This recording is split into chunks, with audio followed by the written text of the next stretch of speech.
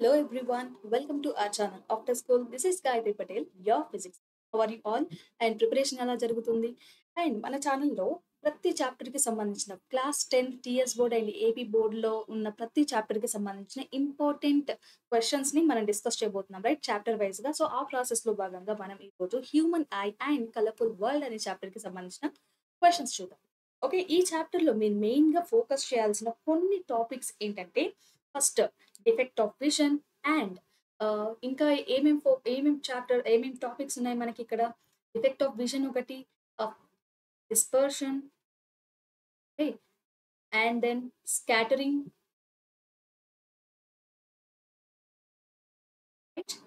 And ఇంకొకటి ఏంటి vision, defects of vision right.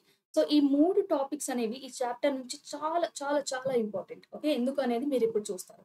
So very short answer విషయానికి వస్తే ఇక్కడ ప్రెస్పోబియా అంటే ఏంటి, లేదంటే ఓన్లీ ప్రెస్పోబియానే కాదు మయోపియా అంటే ఏంటి, హైపర్మెట్రోపియా అంటే ఏంటి అనే క్వశ్చన్స్ అడుగుతారు రైట్. సో ఇవి వెరీ షార్ట్ ఆన్సర్ క్వశ్చన్స్ కాబట్టి మనం పెద్దగా వీటి గురించి ఎక్స్ప్లెయిన్ చేయాల్సిన పని లేదు. But yes, one or two sentences లో రాస్తే సరిపోతుంది బికాస్ ఇది వెరీ షార్ట్ ఆన్సర్ కాబట్టి. అండ్ కొన్ని సినారియోస్ ఇస్తాడు. ఒక పర్సన్ కి దగ్గరగా ఉన్న ఆబ్జెక్ట్స్ కనిపించట్లేదు, ఎట్లాంటి కరెక్షన్ కి ఎలాంటి లెన్సెస్ వాడాలి, దూరంగా ఉన్న ఆబ్జెక్ట్స్ కనిపించట్లేదు, ఎలాంటి లెన్సెస్ వాడాలి కరెక్షన్ కి అని. అండ్ ఇక్కడ ఇంకొక ఇంపార్టెంట్ కాన్సెప్ట్ ఏంటంటే అకామిడేషన్ ఆఫ్ లెన్స్ అని. అకామిడేషన్ అనే కాకుండా దీన్ని ఇంకా ఎట్లా అడుగుతారు, పవర్ ఆఫ్ అకామిడేషన్ అని కూడా అడుగుతారు. సో ఈ రెండు కూడా సేమ్ కాన్సెప్ట్, ఇక్కడ ఎట్లాంటి డౌట్ పడాల్సిన అవసరం లేదు. ఓకే, అకామిడేషన్ అంటే ఏంటి, the process of adjusting focal length of the lens, human eye lens right. So దీని గురించి 1 or 2 సెంటెన్స్ లో రాయండి.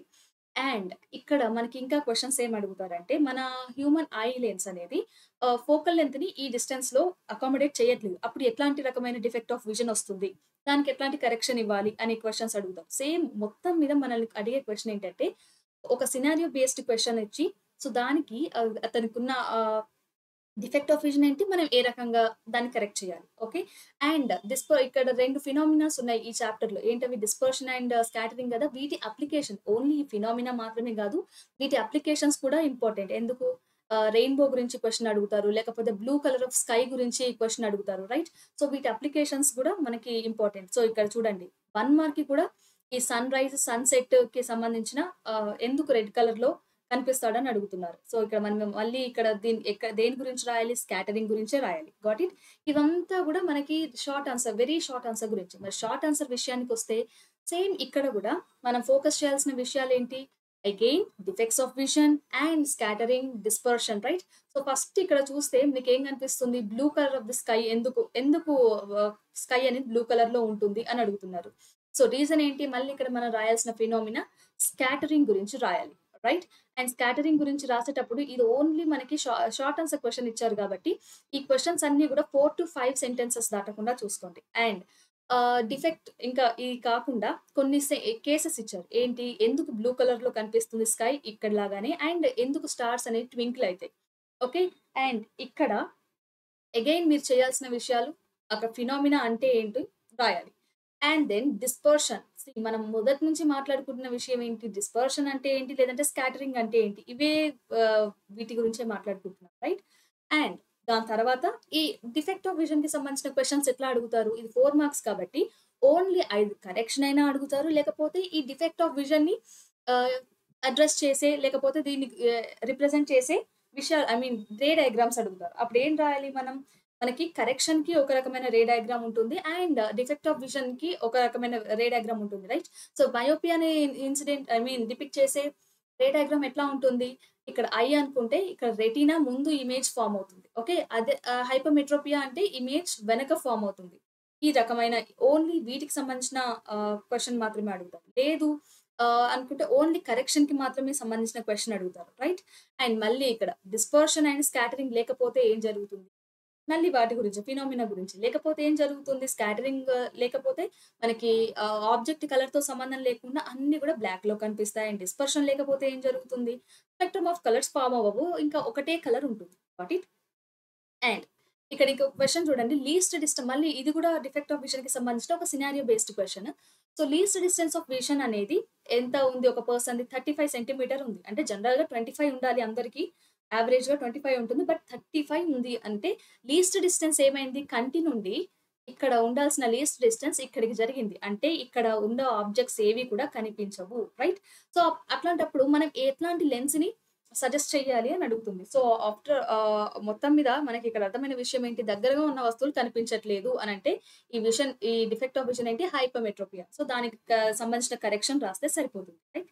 ఇవన్నీ షార్ట్ ఆన్సర్స్. సో, ఇక్కడ ఓన్లీ మొత్తం ఒక యాక్టివిటీని అడగకుండా, మొత్తం ఒక డిఫెక్ట్ ఆఫ్ విజన్ గురించి అడగకుండా పార్ట్స్ లాగా అడుగుతారు. అండ్ లాంగ్ ఆన్సర్ విషయానికొస్తే ఇక్కడ మీరు మొత్తం రాయాల్సిందే. ఓకే. సో, కంప్లీట్‌గా ఇక్కడ ఫస్ట్ క్వెషన్ చూసి భయపడకండి. ఇందులో ఏం లేదు. ఒక సినారియోని ఎక్స్‌ప్లెయిన్ చేశాడంతే. రేవతి అనే స్టూడెంట్ ఫ్రంట్ బెంచ్ స్టూడెంట్. అంటే ముందు బెంచ్‌లో కూర్చున్నప్పుడు టీచర్ బోర్డ్ మీద రాసే విషయాలేవి కనిపించట్లేవు. సో, టీచర్‌ని అడిగితే ఆవిడేం చెప్పారు? వెనక బెంచ్‌లో వెళ్లి కూర్చో అని చెప్పారు. సో, వెళ్లి కూర్చున్న తర్వాత వెనక బెంచ్‌లో కూర్చుంటే క్లియర్‌గా కనిపిస్తుంది. అండ్ అప్పుడు ఆవిడ బోర్డ్ పైన ఉన్న విషయాలన్నీ ఆ స్టూడెంట్ కరెక్ట్‌గా రాసుకోగలిగింది. ఇది స్టోరీ. సో, ఇందులో నుంచి మనల్ని అడిగిన క్వెషన్ ఏంటంటే, సో, ఇప్పుడు రేవతికి ఉన్న డిఫెక్ట్ ఆఫ్ విజన్ ఏంటి? అండ్ దానికి సంబంధించిన రే డయాగ్రామ్ డ్రా చేయండి. Okay. So, what could be the defect of vision and దానికి సంబంధించిన రే డయాగ్రామ్ డ్రా చేయండి. అండ్ దానికి కావాల్సిన కరెక్షన్ కూడా ఇవ్వండి. ఇది ఒక్కటేసారి కాదు. ఏపీ అండ్ టీఎస్ 2 బోర్డ్స్‌లలో గూడా ఒక్క వర్డ్ కూడా అటు ఇటు గాకుండా చాలా సార్లు అడిగాడు. ఓకే. నేను 2, 3 టైమ్స్ చూడడం జరిగింది. అందుకే దీన్ని ఖచ్చితంగా ఫస్ట్ తీసుకొనొచ్చాను. అండ్ ఇక్కడ మనం రాయాల్సిందేంటి? ఎక్కడి నుంచి మొదలుపెట్టాలి? అసల డెఫినిషన్ దగ్గర నుంచి. డెఫినిషన్ అంటే డిఫెక్ట్ ఆఫ్ విజన్ గురించి. ఓకే. సో, ప్రస్తుతానికి ఇక్కడ దగ్గరగా ఉన్న వస్తువులు కనిపించట్లేదు గాబట్టి, ఇది హైపర్‌మెట్రోపియా అని అనుకుందాం. హైపర్‌మెట్రోపియా అండ్ ఇది ఎందుకొచ్చింది? కాజ్ రాయాలి. అండ్ దెన్ దీని రే డయాగ్రామ్స్ ఉంటాయి గదా! రే డయాగ్రామ్స్ డ్రా చేయాలి. అండ్ దెన్ ఫైనల్‌గా మనం రాయాల్సిందేంటి? కరెక్షన్ గూడా ఇవ్వాలి. ఓకే. సో, వీటన్నిటిని మీరు ఒకటే పారాగ్రాఫ్ లాగా రాయడం కాకుండా, వీటన్నిటిని డెఫినిషన్స్ హెడ్డింగ్స్ లాగా పెట్టి రాస్తే ఇంకా బావుంటుంది. బట్ అన్నీ కవర్ చేయండి. And then define the defect myopia and explain the process of correction. ఇట్లాంటి సినారియో బేస్డ్ కాకుండా, ఇట్లాంటి డైరెక్ట్‌గా కూడా అడిగేస్తారు. హైపర్‌మెట్రోపియా అంటే ఏంటి? దాని కరెక్షన్ రాయండి. ఆహ్ మయోపియా అంటే ఏంటి? దాని కరెక్షన్ రాయండి. Got it? ఇట్లాంటి క్వెషన్స్ డైరెక్ట్‌గా అడిగినప్పుడు మనం మొత్తం రాసేయాలి. కాజ్ దగ్గర నుంచి రే డయాగ్రామ్స్ దగ్గర నుంచి కరెక్షన్ వరకి అన్నీ రాసేయాలి. Got it? అండ్ ఇక్కడ ఫినామినాస్ ఉన్నాయి కదా! 2 ఫినామినాస్ ఏంటవి? Dispersion and scattering. వీటికి సంబంధించిన క్వెషన్స్ ఇట్లా అప్లికేషన్స్ గురించి అయినా అడగొచ్చు. లేదంటే ఈ కంటిన్యూయస్ స్పెక్ట్రమ్ అని అంటున్నాం. దీని గురించి ఎక్స్‌ప్లెయిన్ చేయండి అని అడగొచ్చు. సో, అల్టిమేట్‌గా మనం ఈ 2 విషయాల్లో దేని గురించి డిస్కస్ చేస్తున్నాం? డిస్పర్షన్. Got it? అండ్ ఇక్కడ లాస్ట్ క్వెషన్ చూసారా? ఎక్కడైనా చూసినట్టుందా? అసలెప్పుడైనా రాసినట్టుందా ఈ క్వెషన్‌ని? చాలా మంది స్టూడెంట్స్, నా స్టూడెంట్స్ కానీ, ఆఫ్‌లైన్ గాని, ఆన్‌లైన్ స్టూడెంట్స్ చాలా మంది కూడా ఈ క్వెషన్ మాకు సిలబస్‌లో లేదు.